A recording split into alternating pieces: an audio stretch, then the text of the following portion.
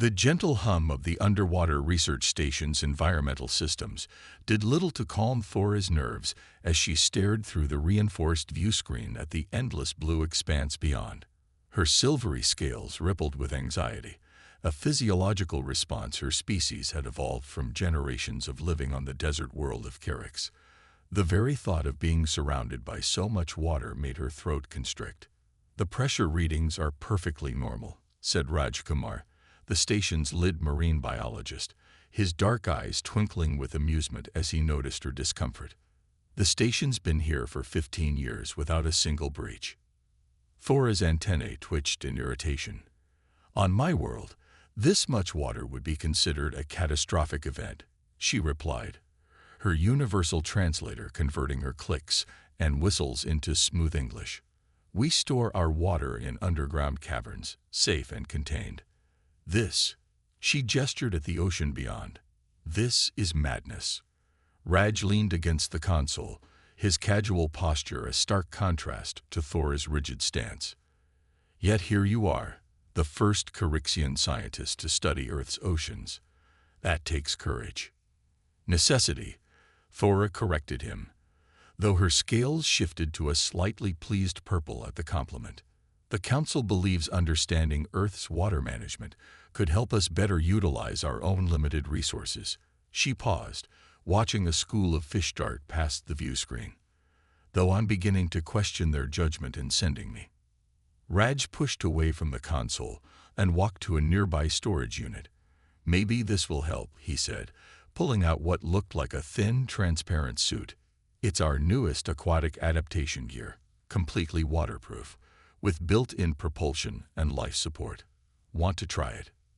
Thora's scales paled to an almost white color. "You want me to go out there? Into the water?" "Eventually, yes," Raj said, laying the suit on a nearby table.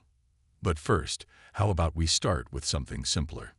He pressed a button on the wall, and a section of the floor slid open, revealing a small pool of water. "This is our training pool. It's only 3 meters deep, completely enclosed, and I'll be right here with you." Thora took an instinctive step back, her scientific curiosity warring with generations of evolutionary fear. I don't know. Think of it as an experiment," Raj suggested, his voice gentle. "You're here to learn about water, right? What better way than first-hand experience? Besides," he added with a smile, "I've read about Carixian physiology. Your species can actually process oxygen from water more efficiently than humans. You're better equipped for this than I am." This caught Thora's attention. She had read the same studies, of course, but had never considered their practical applications. Her species had evolved from amphibious ancestors before their world had dried up, forcing them to adapt to desert life. Theoretically, those ancient abilities still existed within her genetic code. "You'll stay close?" she asked, her voice barely above a whisper. "Every second," Raj promised. "And we can stop any time you want." Thora took a deep breath, her scientific training finally overriding her instinctive fear. "Very well. For science." Raj's face broke into a wide grin. "That's the spirit. Let's start with just touching the water. No immersion yet." As they approached the pool together, Thora couldn't help but notice how the overhead lights played across the water's surface, creating patterns that were almost beautiful. She knelt beside the pool, her scales shifting through various shades of nervous blue and curious green. Slowly, she extended one hand toward the water. Her fingers trembled as they broke the surface, and she gasped at the sensation. It wasn't at all what she had expected. The water was cool but not unpleasant, and she could feel tiny currents swirling around her fingers. "How does it feel?" Raj asked, kneeling beside her. "Strange," Thora admitted, moving her hand slowly back and forth. "But interesting. The molecular tension is fascinating." Her scientific mind began to take over, analyzing the sensation with professional curiosity. "The temperature is approximately 295 Kelvin, and the viscosity." Raj laughed softly. "You can analyze the data later. For now, Just experience it. Thora shot him a look that clearly said, analyzing is how I experience things. But she kept her hand in the water, gradually moving it deeper. The fear was still there, but it was being tempered by something new. Wonder. Perhaps, she said slowly, watching the water ripple around her arm. There is something to be learned here after all. That's usually how science works, Raj replied with a warm smile. One small step at a time. As Thora continued to explore the water's surface, she didn't notice that her scales had settled into a calm, iridescent blue, the color of discovery. 2 weeks into her stay at the underwater research station, Thora found herself spending more time by the training pool. Her scales had developed a peculiar pattern, bands of deep blue curiosity mixed with streaks of cautious yellow. She sat at the pool's edge, her feet submerged in the water, recording observations on her datapad. Your readings are getting better, Raj said, emerging from the lab area with 2 steaming mugs. He handed one to Thora, who accepted it with a grateful nod. But you know, sometimes the best data comes from full immersion. Thora took a sip of the hot liquid, a human beverage called tea that she'd grown quite fond of. You're persistent, Raj Kumar. Just Raj, he corrected her for the 100th time, sitting down beside her. And yes, I am. It's what makes me good at my job. A comfortable silence fell between them as they watched the water ripple around Thora's feet. The fear was still there, but it had transformed into something more manageable, like a whisper rather than a scream. There's something I want to show you, Raj said suddenly, putting down his mug. He reached for a nearby console and typed in a command. A holographic display flickered to life above the pool, showing a series of complex wave patterns. We've been picking up these signals for the past few days. They're coming from the deep ocean trenches about 2 kilometers from the station. Thora's antennae perked up with interest. These patterns, they're not natural, are they? No, Raj confirmed, expanding the display. They're too regular, too structured. At first, we thought they might be from marine mammals, but the frequency is all wrong. And here's the really interesting part. He overlaid another pattern on top of the first. This is a signal we recorded from your ship when you first arrived. Thora's scales shifted to a shocked white as she studied the patterns. The similarities were unmistakable. That's impossible, she whispered. These frequencies, they're similar to our ancient navigation systems, but those haven't been used in generations, not since before the Great Drought on Carix. Raj leaned forward, his expression intense. What if they were used here on Earth? What if there's a connection between our worlds that we never knew about? Before Thora could respond, an alarm blared through the station. Red warning lights began flashing, and the holographic display flickered out of existence. Pressure anomaly detected in Sector 7. An automated voice announced, "All personnel, please proceed to designated safety zones." Raj was already on his feet, checking the nearest monitoring station. There's a problem with one of the external research pods, he said, his fingers flying over the controls. The seals are failing. Are there people out there?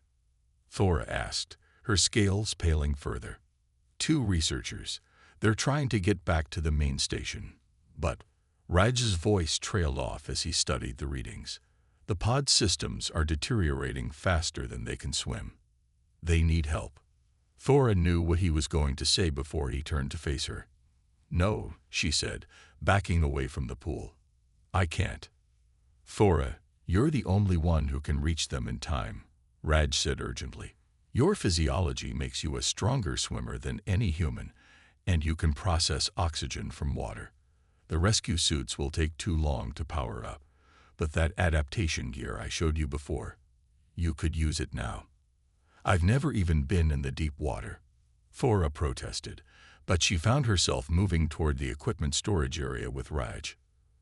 You've been practicing in the pool, he reminded her as he helped her into the sleek adaptation suit. The principles are the same, just on a larger scale. The suit will help with propulsion and navigation. He paused, looking her directly in the eyes. I know you're scared, But right now, fear isn't as important as saving lives. Thora's scales rippled through a cascade of colors as she fought her internal battle. Finally, they settled into a determined deep purple. "Guide me through it," she said, her voice shaking but resolute. "Every step of the way," Raj promised as he sealed the suit and handed her the helmet. "I'll be in constant communication through the suit's systems. The researcher's location is already programmed into your navigation display." As Thora stepped into the airlock chamber, her heart's pounding against her chest, she thought about how far she'd come from that first tentative touch of water. The outer door began to open, and the ocean beckoned, vast and terrifying, and somehow thrilling all at once. "Remember," Raj's voice came through her helmet's comm system, "you're better adapted for this than any of us. Trust your instincts." Thora took a deep breath, activated the suit's propulsion system, and pushed off into the water. The sensation was overwhelming. The pressure, the currents, the sheer immensity of it all. But as she began to move through the water, something unexpected happened. Her body remembered what her mind had forgotten, ancient muscles and reflexes awakening after generations of dormancy. She found herself moving with increasing confidence, the suit's propulsion working in harmony with her natural abilities. The navigation display showed her the quickest route to the failing research pod, and she pushed herself faster, driven by a purpose greater than her fear. As she approached the pod, she could see the two researchers struggling against the current, their own emergency suits clearly running low on power. Without hesitation, Thora reached them, her powerful swimming helping to steady them against the ocean's pull. "I have them," she reported back to Raj, surprised by the steadiness in her voice. "We're starting back now." "You're doing great," his voice crackled through the comm. "Just like we practiced in the pool, but with better company." As Thora helped guide the researchers back to the station, she realized something profound. The water around her, this element she had feared her entire life, wasn't fighting against her. It was working with her, supporting her, carrying her through space like the sands of her home world never could. Perhaps, she thought as the station's airlock came into view, there was more to fear than simply avoiding it. Sometimes, the only way past fear was through it, one stroke at a time. In the aftermath of the rescue, Thora sat in the station's observation dome, her scales shifting between colors as she processed the events of the day. The vast ocean beyond the transparent walls no longer seemed like an enemy waiting to swallow her whole. Instead, it felt like a presence, mysterious and powerful, but not inherently hostile. "The researchers you saved are doing well," Raj said, approaching with 2 steaming mugs of tea. "Dr. Patel asked me to extend her personal thanks." Thora accepted the mug, letting its warmth seep into her hands. "I still can't believe I did that," she admitted softly. "Everything I was taught about water, everything I feared. And yet, when I was out there, it felt natural." Raj suggested, settling into the seat beside her. "Yes," she nodded, her scales rippling with newfound understanding. "Like awakening something that had always been there, just waiting." "About that," Raj said, pulling out his datapad. "I've been analyzing your biometric readings from the rescue. Look at this." He showed her a series of charts. "When you entered the water, your body underwent some remarkable changes. Your cellular structure actually began to optimize itself for aquatic conditions, something we've never seen in any other species." Thora studied the readings, her scientific curiosity fully engaged. "These adaptations, they're similar to patterns found in our ancient genetic records, from before the Great Drought. Our historians always believed they were mutations that helped us survive in the desert. But what if? What if they were actually adaptations for water?" Raj finished her thought. "And what if they're connected to those signals we detected?" Before Thora could respond, her own datapad chimed with an alert. The mysterious signals had changed their pattern. She quickly pulled up the new readings, her antennae twitching with excitement. "The frequency has shifted," she explained, sharing the data with Raj. "It's more focused now, almost like Like it's responding to your presence in the water, Raj said, his eyes widening. Thora, I think whatever's down there recognized your genetic signature. The implications were staggering. If there was indeed a connection between her people's ancient past and Earth's oceans, it could rewrite the history of both their worlds. But to find answers, they would need to go deeper than any of their previous expeditions. We need to investigate the source, Thora said, surprising herself with her determination. Her scales had settled into a steady, purposeful blue. Not just with remote sensors. We need to go there ourselves. Raj looked at her with a mixture of pride and concern. The signal's coming from the edge of the abyssal zone. That's nearly 3 kilometers down. The pressure at that depth is intense, but not impossible to reach, Thora countered, already pulling up the station's equipment specifications.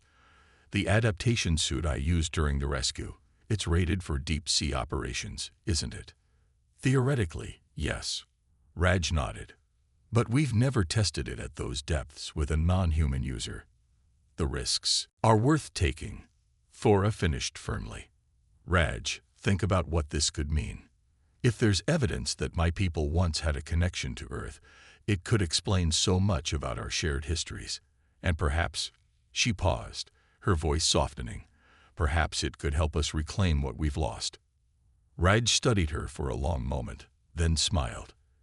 You know, when you first arrived, you wouldn't even look at the water without flinching. Now you're volunteering for a deep-sea expedition.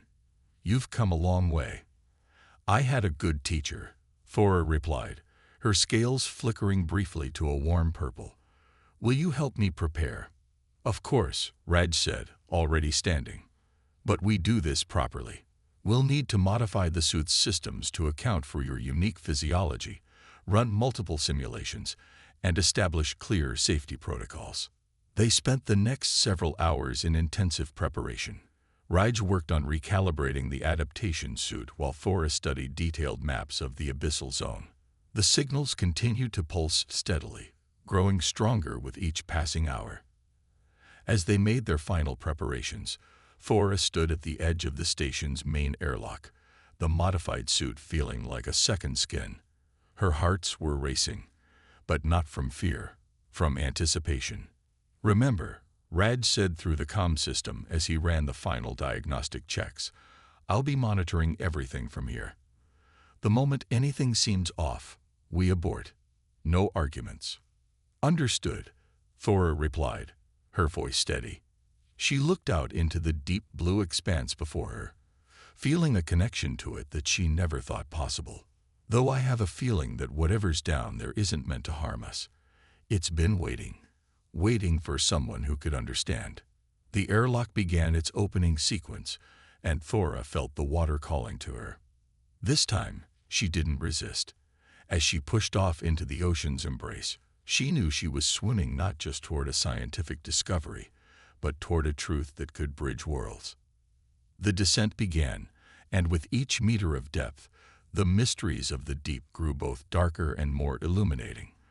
Thora's scales glowed with their own soft light now, an ancestral adaptation she hadn't known she possessed. In the darkness of the deep ocean, she was becoming a beacon, not just for herself, but for all those who sought to understand the profound connections between worlds. The pressure at 3,000 meters was unlike anything Thora had ever experienced.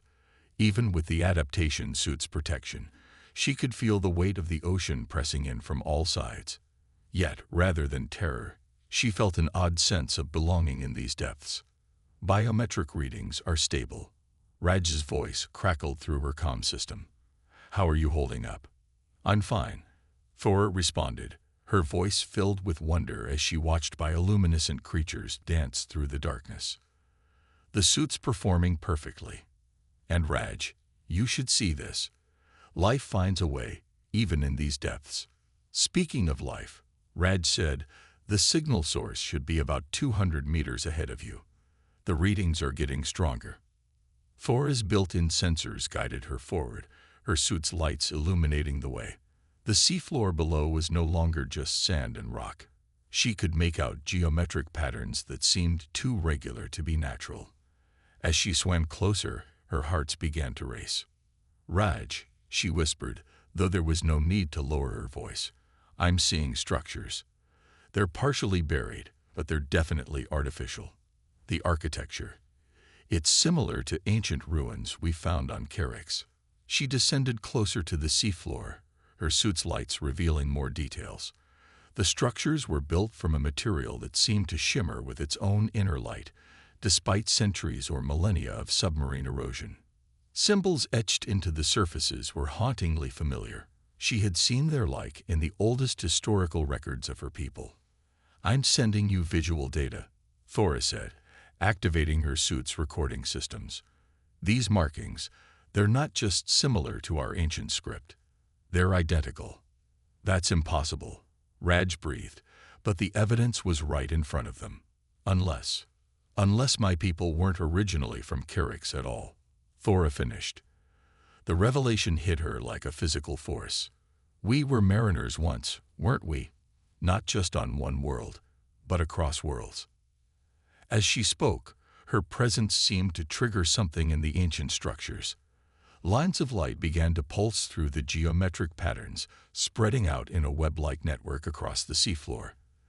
The signal they had been tracking suddenly intensified. "Thora, these energy readings are off the scale," Raj reported urgently. "But they're not dangerous. They're communicating." She felt it too, a resonance that seemed to vibrate through her very cells. Her scales began to glow in response, matching the frequency of the lights beneath her. Acting on instinct, Thora swam to what appeared to be a central platform. As she landed gently on its surface, a holographic display burst to life around her. "Are you seeing this?" she asked, her voice filled with awe. "Every bit," Raj confirmed. It's a star map, Thora, but not like anything we've seen before." The holographic display showed a network of worlds, connected by lines of energy that pulsed like living things. Earth and Kerix were prominently marked, along with dozens of other planets, but most fascinating were the images showing Thora's people, not as they were now, but as they had been. A spacefaring civilization that had mastered both water and void. "We were explorers," Thora said softly, her scales shimmering with emotion. "We built outposts on water worlds throughout the galaxy. But something happened, something that forced us to retreat to Kerix." As if responding to her words, the hologram shifted, showing a massive solar event, a coronal ejection that had disrupted the ancient network of outposts. The survivors on Kerix, cut off from their aquatic heritage, had been forced to adapt to the planet's increasingly arid climate. The Great Drought wasn't just a natural disaster, Thora realized. It was the end of an era. We lost our connection to the waters, to our true nature. We forgot who we were. "But now you've remembered," Raj said gently. "And look, the system is still active after all this time, waiting for someone with the right genetic key to return." Thora placed her hand on the platform, and new information began to flow through the holographic display. Scientific knowledge, cultural history, technological insights that had been lost to time. But most importantly, it showed something else, a way to restore what had been lost. "Raj," she said, her voice trembling with excitement, "these stations weren't just outposts. They were terraforming centers. The technology here, it could help restore Kerix's ancient oceans. We could reclaim not just our history, but our future." "It would change everything," Raj said. "The relationship between our worlds, the understanding of our shared history. The fear that has held my people back for so long," Thora added. She looked up through the darkness of the deep ocean, toward the distant surface where her journey had begun. "We were never meant to fear the water. We were meant to embrace it, to use it to connect worlds and civilizations." The holographic display began to compress itself, downloading into her suit's systems. The ancient station had given them its secrets, but Thora knew this was just the beginning. The real work, convincing her people to embrace their true heritage, to overcome generations of fear, lay ahead. "Ready to head back?" Raj asked. Thora took one last look at the ancient structures, now dimming as they returned to their long dormancy. "Yes," she said, "but this isn't an ending, Raj. It's a beginning." As she began her ascent, Thora's scales glowed with a color she had never displayed before, the deep, rich blue of destiny fulfilled. The water around her no longer felt like an alien element, but like a connection to something greater than herself. She had entered these depths, seeking answers about the past, but she had found something far more valuable, a future filled with possibilities. 2 months after their discovery in the depths, Thora stood before the Carixian High Council, her scales steady with purpose as she faced the skeptical faces of her world's leaders. The chamber's dry air and sandy walls felt different now, almost foreign after her time on Earth.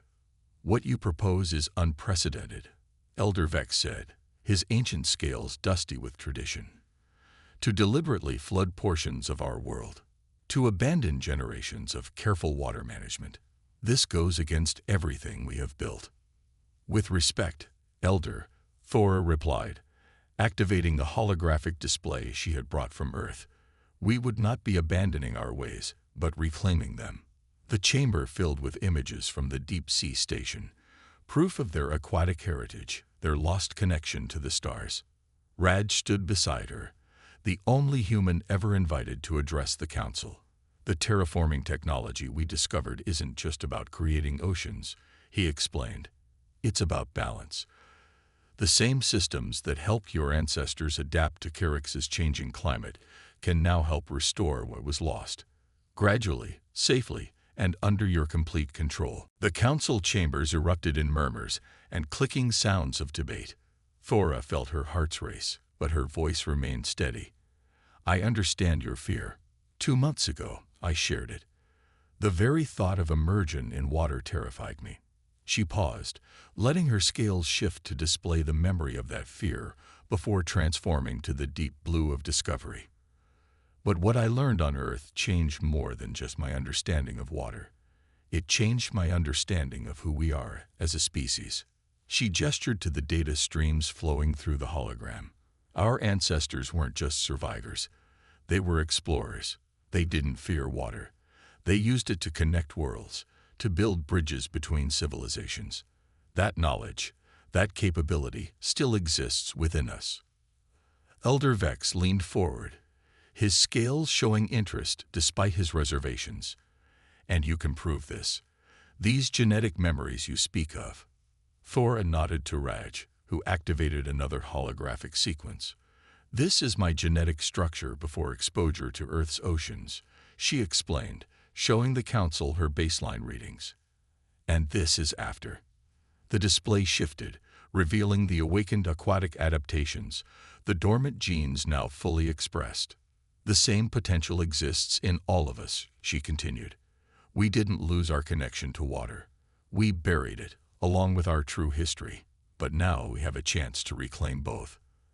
A younger council member, Lyra, spoke up. "The energy requirements for such terraforming would be enormous. Even if we wanted to proceed, the resources required would be provided through cooperation between our worlds," Raj interjected smoothly. "Earth's oceanic research divisions are prepared to offer full technological support. In return, we ask only for the opportunity to learn from each other, to study the ancient network of outposts together." The council chamber grew quiet as the implications sank in. It wasn't just about restoring oceans to Carix. It was about restoring connections between worlds that had been lost to time. Elder Vex's scales shifted thoughtfully. "You have given us much to consider, Scientist Thora. But tell us truthfully, do you believe our people are ready for such change?" Thora stepped forward, her voice clear and confident. 2 months ago, I would have said no. I would have advised caution, preservation of our current ways." She gestured to the window, where Carix's twin suns baked the endless desert. "But look at what caution has cost us. We've turned fear into tradition, forgetting that adaptation, true adaptation, requires courage." She touched a control on her wrist, and new images filled the chamber, recordings from her training sessions with Raj.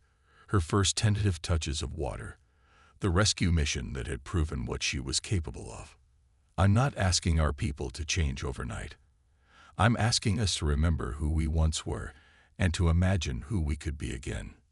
The council deliberated for hours, their scales shifting through colors of doubt, fear, curiosity, and hope.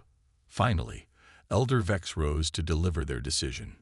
"Fear served us well when we needed it," he announced, his scales settling into a resolved purple. "It helped us survive when our world changed.